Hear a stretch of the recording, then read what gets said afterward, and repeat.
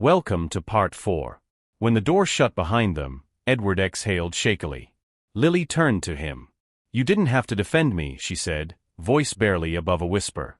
"Lily," he replied, "sometimes defending someone is the only way to defend yourself." She knelt beside his chair, searching his eyes. "You look so tired." "I am," he admitted. "More than I expected." Doubt flickered through him. The test had gone too far. Lily was collateral damage in a war meant only for his children. She'd lost the envelope he'd meant for her, and didn't even know she'd lost it. She thought she'd made a mistake. She thought she was slipping. She wasn't. He was the one failing. "Come with me," he said suddenly. "What?" "Come," he repeated, rising slowly. "There's something I need to find." He led her across the house, down the hallway, into the sitting room, the one he'd been unable to enter alone for days. Lily watched him with quiet confusion as he moved toward the sideboard. But before he could reach it, Claire stepped out of the adjoining room. Her face was blotchy, her eyes red, not from sadness but anger. "You want to embarrass us in front of staff," she spat. "After everything we've done to manage things for you?" Edward froze. Lily instinctively placed a hand on his arm, steadying him. Claire's lip curled. "Of course. She's already got her claws in you." "Claire," Edward said with a warning tone, "this ends now." "No," Claire said, stepping closer. "It ends when she's out of this house." Her voice rose sharply, cracking under the strain. "You're sick, Dad. She's manipulating you. She wants something. Everyone does." Lily's hand slipped from Edward's arm as the words hit her like a blow. Claire took another step. "Get out," she ordered Lily. "Now." And that was it. The moment the test collapsed, Edward's chest heaved. "Claire." "No. She doesn't care about you." Claire shrieked. "She's just like everyone else, using you."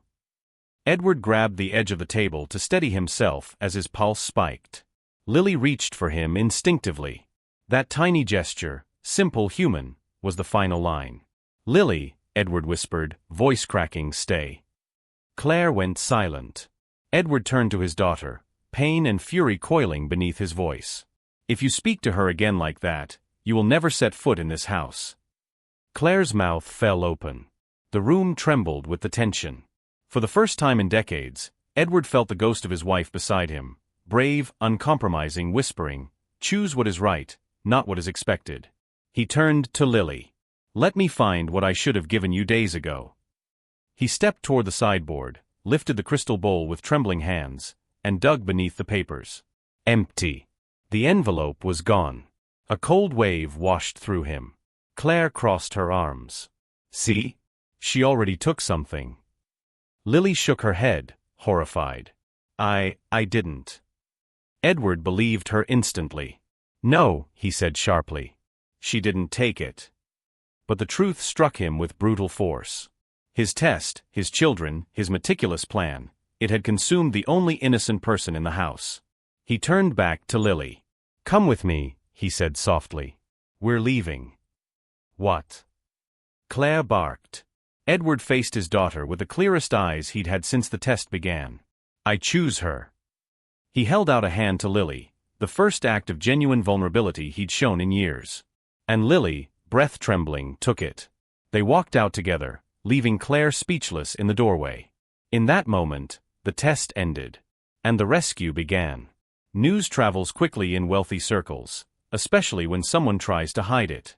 By the next morning, half the board of Hale and Sons had heard a twisted version of events. Edward Hale had a breakdown. A caregiver manipulated him. His children were desperately trying to protect him.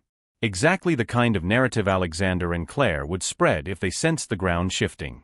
Edward knew their playbook. He had taught them half of it.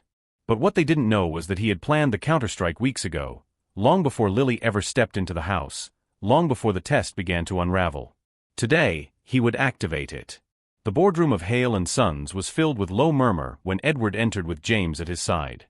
His children stood near the head of the table, Alexander in a tailored navy suit, Claire in a crisp white blazer, both radiating the polished concern of people rehearsing grief for future cameras. "Dad," Alexander said quickly, moving toward him as though he'd been worried all morning. You shouldn't be here. You need rest. Sit down, Edward replied calmly.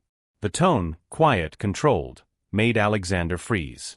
Claire tried next. We only called this meeting because we're worried about you. Edward looked at her evenly. And because you've already spoken to 3 members of the board about accelerating inheritance transfers? Claire's face twitched. That's not what happened. No. James interjected, tapping on his tablet. Because I have transcripts of those conversations. A ripple spread through the room. Alexander's jaw clenched. You're twisting this. No, Edward said. You are. He walked to the head of the table, not the honorary seat he'd retreated to in recent years, but the real one. For the first time in months, he looked every bit the man who built the company from a single warehouse. Ladies and gentlemen, he began, before we proceed, I want to show you something. He nodded to James. Lights dimmed. A projection filled the screen. It was a video. Filmed days earlier. Unbeknownst to his children. Edward sat in his study, looking older, frilier, delivering the details of his diagnosis. At first, the board members murmured sympathetically. Then the footage cut, to Alexander and Claire's immediate reaction in the hallway afterward. No grief. No shock. Just greed. So if he's got 6 months, give or take, Alexander said, pacing, then we should list the flat immediately. Claire responded, let's get James to move the trust filings. If Dad's declined mentally, he won't argue. The boardroom went silent. Then another clip. Alexander, we need early access. Dad doesn't need all that money now. He can't even use half of it. Claire, we can tell the staff he's confused. It's believable at his age. Clip after clip played, without Edward's knowledge at the time, but captured by internal security he'd forgotten to disable. Their voices echoed through the boardroom like confessions. When the final clip ended, the silence was bruising. Alexander's face drained to chalk. Dad, you misunderstood. Edward raised a hand. Stop. Claire stepped forward, shaking. You're using this against us? You filmed us. I didn't film you, Edward said coldly. You filmed yourselves, by being exactly who you are. She swallowed, throat bobbing. Dad, we were overwhelmed. We reacted badly. But we were scared. Of losing me? Edward cut in. Or losing the inheritance. No one spoke. He turned to the board. As of today, both Alexander and Claire Hale are removed from all operational responsibilities, pending legal review. Gasps. Murmurs. Alexander's composure snapped. You can't do that. I can, Edward said. And I just did.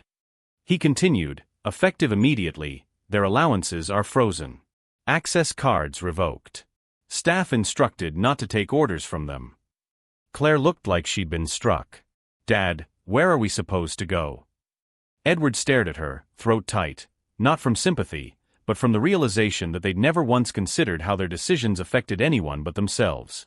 Figure it out, he said softly. But the greatest shift came next. Edward nodded to James again. A new slide appeared. A photograph of Lily. Smiling faintly in a sunlit kitchen. A candid James had taken for HR documentation. This, Edward said, turning back to the board, is the only person in my home whose loyalty was not for sale. Claire whispered, horrified, Are you serious? Edward ignored her. While my children were making plans for my estate, Lily Carter was caring for me with dignity. She defended me. She protected my privacy. She asked for nothing. He paused. And because of that, she received something. Claire staggered. You're giving her something? Over your own children. Edward met his daughter's eyes. Love is earned. He turned to the room. A private trust has been established. Lily Carter will receive housing, a salary for continued caregiving, and long-term security. Gasps again. A few smiles. A director even nodded approvingly. Alexander cried out, That's insane. Edward's voice dropped to a chilling quiet. Insane is watching your children carve up your life while you're still breathing. He looked around the table.